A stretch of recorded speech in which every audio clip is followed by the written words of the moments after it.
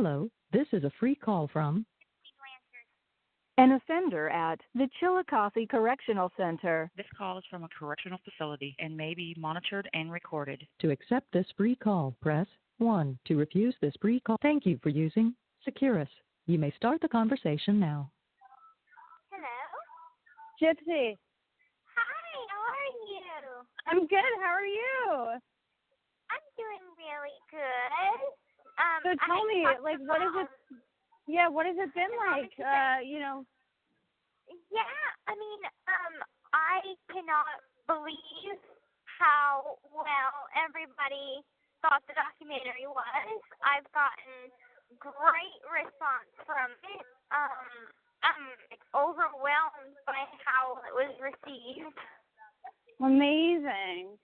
Does it feel weird that you haven't seen it, or does it is it just nice that people like it? I mean, it's still sad that I haven't gotten a chance to see it yet. But I mean, I did call my cousin Tiffany, and everybody watched it, like on that side of the family, my mom's side of the family. So like Bobby had watched it again with his dad, and they had like 15 people at each house. Oh my God! Watching and everything. And had a group of everybody, like my mama Sharon and everybody that got to watch it at mom and dad's house. So everybody said that it was wonderful, and like my aunt Tammy, she just wrote, and she was like, she was having trouble with understanding everything, and so I finally got away from her. And she was like, I watched the documentary and I finally got to understand everything better. So she's supportive now. Amazing. That's huge. My Aunt Darla, on the other hand, she's still she hates it. in that mindset that she hates my guts and nothing's going to change that. But I don't care because I don't really communicate with her anyway. Right. So it's fine. But I've gotten like letters of support from people, and I got to talk to the caseworker. He's like, "You're going to be getting a lot of letters soon." And I'm like, "Letters from who?" And he's like, "Just people, just random people. So be prepared." And I'm like, "Okay." How do you feel about that? I feel. Do you like letters? It's so overwhelming and so sweet of everybody. Like, there's a lady on my wing, and I think you should, appeal your case or something like that. But there's so many people wanting to write petitions for your freedom now. And I'm like, that would be amazing. I don't know if that would even be possible in a legal standpoint because it was a plea bargain.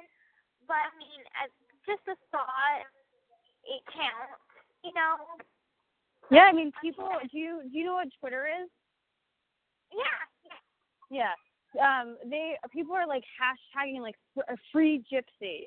Like it's crazy. Like so I make documentaries for a living. That's what I do.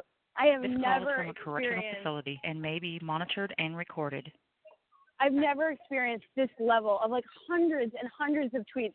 I'm getting emails. I'm getting like, people are just completely obsessed with it. And they're also like, what is resonating with me is people are really considering it, and this might be hard to hear, but like, that you were held hostage to a certain extent.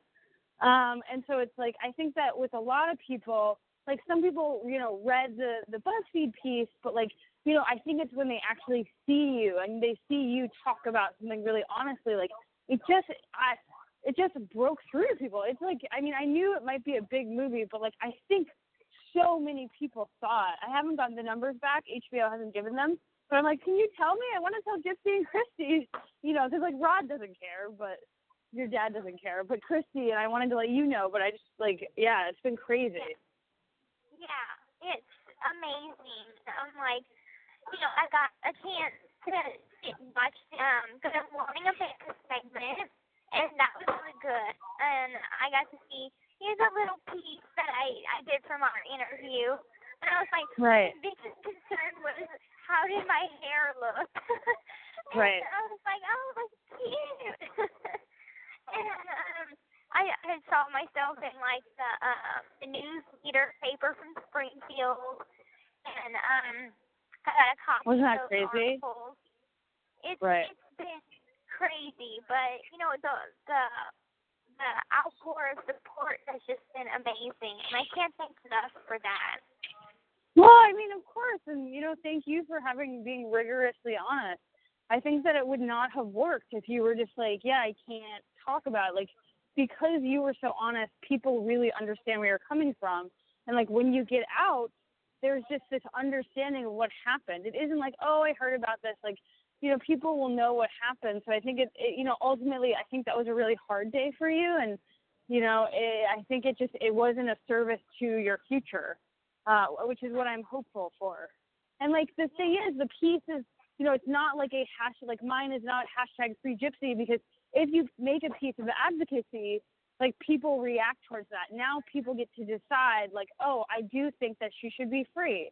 And I think it's a little hard for Mike, because Mike is like, should I have gotten a better deal? Like, I'm so anxious about it. I'm like, Mike, there's nothing you could have done. Like, she was facing, you were facing that much time in prison. Like, well, you can't gamble that. Mhm. And it's like it's not something you can predict. I had a 50-50 chance. It's like if I was taking it to trial, it's a fair chance of going to prison for the rest of my life. Or I think I did the right thing by taking the plea because it was the safe choice. And 100%. It's just not something that I had wanted to risk. And now, yeah, of course it hurts because I'm like, everybody says that should be free right now. And it does hurt a little bit. But the criminal justice system, But the criminal justice system works differently. Yeah.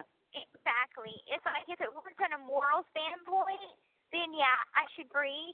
But if it works on facts and facts alone, I'm guilty, so obviously I have to do prison time. So that's right. It works. But maybe, just maybe, after this documentary, everybody sees it, maybe a new law could be passed or something with all these petitions going on. There could be I hope law so. in place. That would be amazing. And that is what I hope for, And it's like a lot of people like David and Kim Blanchard, they saw it, and they're going to be writing because they're like, oh, my God. I knew some of the stuff, but, I didn't know everything. I didn't know everything was going on, and I'm going to refer, and because it's like, I mean, they were friends, and I gave Kim a special link just to make sure she could see it. Because I was like, you have to see it, and you have to talk to Gypsy, Right. Yeah. Well, they are going to be writing me, so that's wonderful. And, oh, my God, did Mom tell you what happened a couple days ago? No. What happened? Okay. So I got a letter from a guy in Fulton, the Fulton prison, which isn't too far from here. And I usually get letters from like pen pals and stuff. That's fine. Well, this guy, I was reading it, and it read, "You don't know me, but we have mutual friend in common. He goes by the name NPG." That's Nick. Oh, wow. And that's so weird. He said he doesn't hate you, but he has a lot on his hands at this moment. He hopes to be in contact with you soon, and hopes that y'all can communicate and everything. And how do you feel about that? I ran downstairs and I called Mom and Dad immediately and was like, get Ike on the phone, text Mike because he found me. He's passed messages through men or whatever that he has met in jail. So whenever they go off to prison, he can pass messages that way. And Mike is like, don't write back. What you do is go back to the caseworker. He wanted this guy's name, this guy's number. And because he thought maybe it was from inside the jail. So if it's someone inside the jail, he can handle it that way. But if it's someone who's already gone to prison, that's something that my caseworker would have to handle. So with that caseworker, I'm like, I don't want any communication with my co-defendant. And this guy's not my co-defendant, but the guy that he's talking about, so that is. And so I don't want messages being sent to me for him or anything, so they took care of it. Good. Yeah, I was wondering, I mean, it might, like, it's like what would give you closure? I think closure is not communicating. Exactly. And I'm like, so the consensus is from everyone that seen the documentary, Nick has no remorse for what he did. And so I'm like, you know, I just don't, I've come so far in this growth process that I'm past the manipulation and all of that, the victim. I'm past that. And I don't want to go back into that mindset of thinking, oh, he loves me, so I'm just going to stay with him, even though it doesn't matter. I'm still going to stay with him and stay under his thumb and everything. I'm not doing that. So definitely. I think that's smart. Yeah. I think you're right. I think it's just yeah, and I think that it's like keeping it sort of, you know, moving forward exactly like you just said. Like this is, you know, it's just that's a part of your past that's a really traumatic part of your past. Have you talked to Michelle Dean about the movie? Not yet. She's the second person I need to call. Yeah. Next time I'm at the grocery store right now, but next time I want to read you some of the tweets if you want to hear them. Yeah, that would be wonderful. People love your dad. People think he's so cute. I'm just like, all right. Know. There's like a whole fan club over here. Everybody's like, your dad is so cute. He's got a fan club. Yes, I know. He's very cute. But, you know, I'm just very, very happy with how everything turned out. Me too. And I was, you know, part of me was like, I hope this is, you know, people watch it and it's like, that has happened. And so I think it's just going to, you know, it's just like, you know, it was in People magazine and Good Morning America. That Gypsy, that never happened. Like, that's crazy. Like, you know, that means that your case is one of the biggest cases that, you know, that we have seen in the last year. So I don't know. I just think, you know, it's like, it's something to consider for when you get out, if you want to do it again. And I think it's just, you know, I think it's just, it's all really positive and nobody's like, I haven't gotten a single bad review. Like, that's crazy. Right. Everyone that I talked to has said it was wonderful. And then, like, I would have thought my Tiffany, she was like the one that was, I'm against the documentary. I don't think that it's good for the family. By the end of it, she was like, oh, my God, this is amazing. They did so well and everything. So, you know, like, you convinced a harsh critic. Yeah. So I think you did your job. I did my job. And, like, we should just feel good about it. And, like, I think there's a lot of people that write you. I think you should be careful about who you're writing to. But otherwise, you should just enjoy that people are supporting you. Because I think a lot of people don't have that in jail. Right. Exactly. And it's just the outpour is unbelievable. And somebody even put $25 on my account, which is wonderful. You know, it's like amazing. People are just so understanding now. And it's just so nice to have someone to say, hey, look, you don't deserve to be here. From a year of, oh, she'd burn in hell, just hang her, electric chair, you know, that's how things were in the beginning, and to see how far it's come now, you know. I mean, as is right. So I'm so glad that people understand what happened, you know? Yeah, and even, like, famous people watched it, like Chrissy Teigen, John Legend's wife. Yeah. Did it. Yeah, Mom that told she me tweeted about it. It's so crazy. It's pretty crazy. It's a good kind of crazy. I know Lena Dunham, the woman that made Girls, and she watched it. And she was having health issues. and she was just like, I have to tweet about this. This is spectacular. Like, yeah, people are into it, man. Wow. Whatchamacallit. And so let me print out some tweets or the next time we chat. Do you want to call me? What's your day like on Tuesday or Wednesday? I'm free anytime. Okay. I'm just checking out the grocery store now, but I wanted to pick up and I wanted to hear your voice. So you're feeling okay? Absolutely. And we can chat Okay. more about more stuff. I'm going to say Tuesday, because I know Wednesday I cool. class at 1 to like 3, but then after that 3. So, I mean. Okay, cool. So and I'll be better about email. I lost the link, so I was on my work computer, but I'll be better about email. That's fine. Okay, that's All right. Thank you so much for calling. Not a problem. All right. Talk to you later. Bye, Gypsy. The person you called has hello. This is a free call from an offender at the Chillicothe Correctional Center. This call is from a correctional facility and may be monitored and recorded. To accept this free call, press 1. To refuse this free call, press thank you for using Securus. You may start the conversation now. Hello? Hey, Gypsy. Hi, how are you? I'm good. How are you? Good. I just got off the phone with Mom. She's texting you for me. How does your mom seem? Huh? How does your mom seem? How does Christy seem? She seemed happy. She told me about the news, which I think is great, and you know that I would be on board with it if it happened. So, Right. Absolutely. You know? Amazing.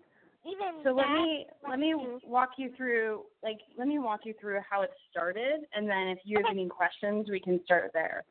Okay, so the film came out and it did really well. You know, we talked last time about people are really responding to it, and so I knew that there was going to be interest, but I didn't, basically because the Michelle Dean thing, I was like, okay, well, there's a fictional thing already happening. And I went into, I have an agent for TV and movie, and I talked to him, and he was just like, so I think that there was going to be big time, actual Hollywood interest in adapting this documentary. And I was like, well, okay, what's going on with the other project? And what he explained to me was that, so Michelle did a project where she signed with a production company where she would write the screenplay. And because Michelle does not know how to write a screenplay, it might not happen. And if we were to do this, basically they were like, hey, do you want to direct it? Do you want to do X, Y, and Z? And I was like, no, honestly, I want to find the right company, a big time company to do it, and then get somebody who has directed a film that we all sort of feel comfortable, or a series of films that we feel comfortable about. And kind of fast track it, and that's way your parents could get paid. There would be life rights. I think with Michelle, it just hasn't happened yet. But this is this would be a very different sort of organization.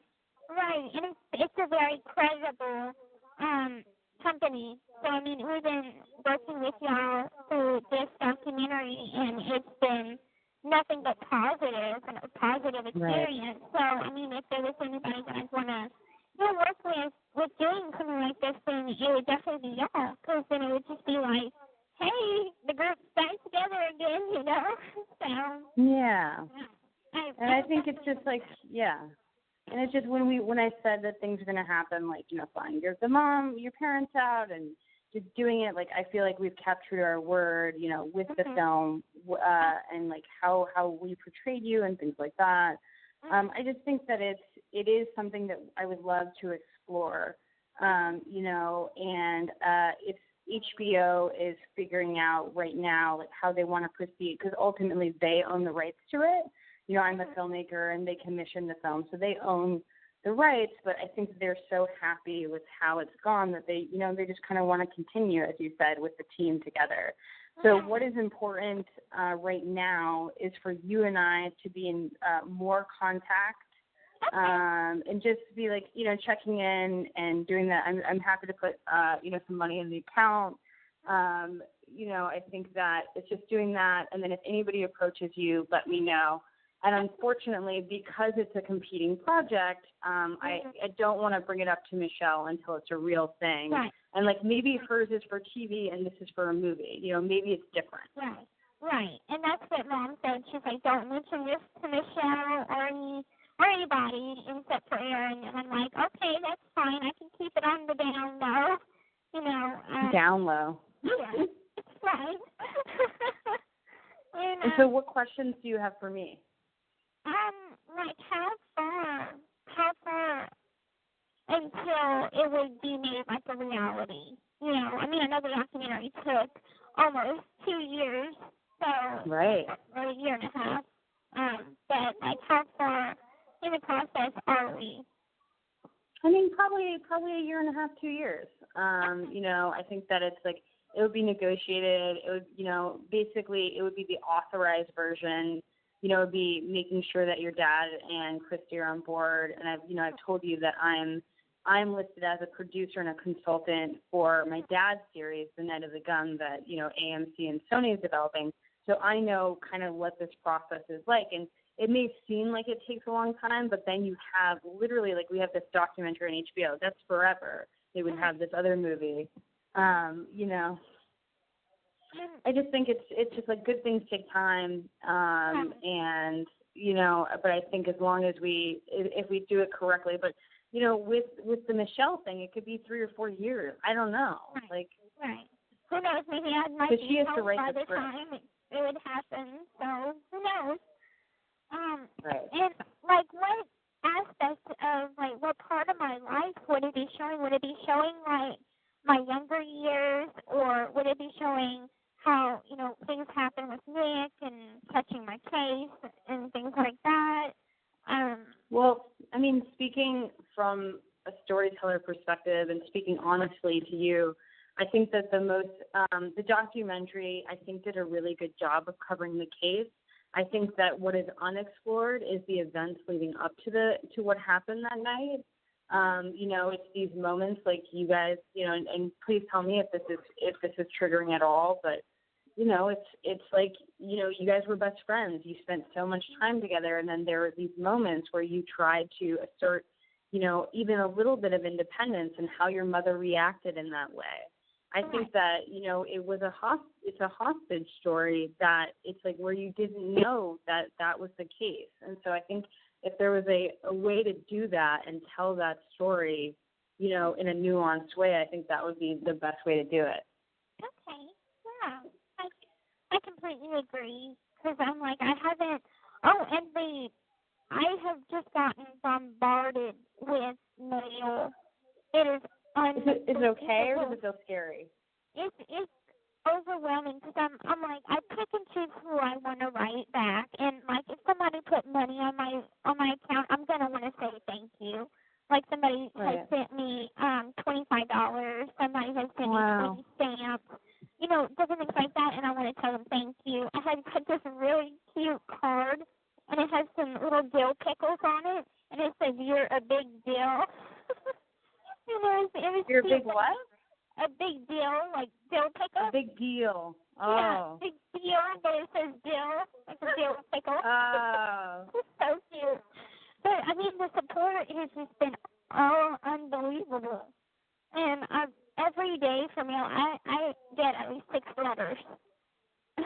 Good. So, it's just been... As long as it feels okay. Yeah, it's just been wonderful. And I guess one of my neighbors had wrote me.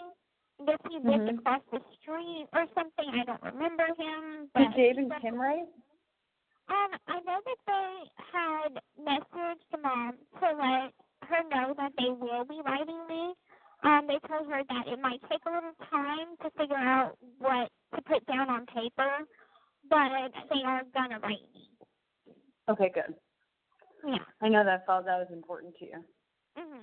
Yeah. So, I can understand how, so much happens, and there's just, sometimes people are better at speaking than writing.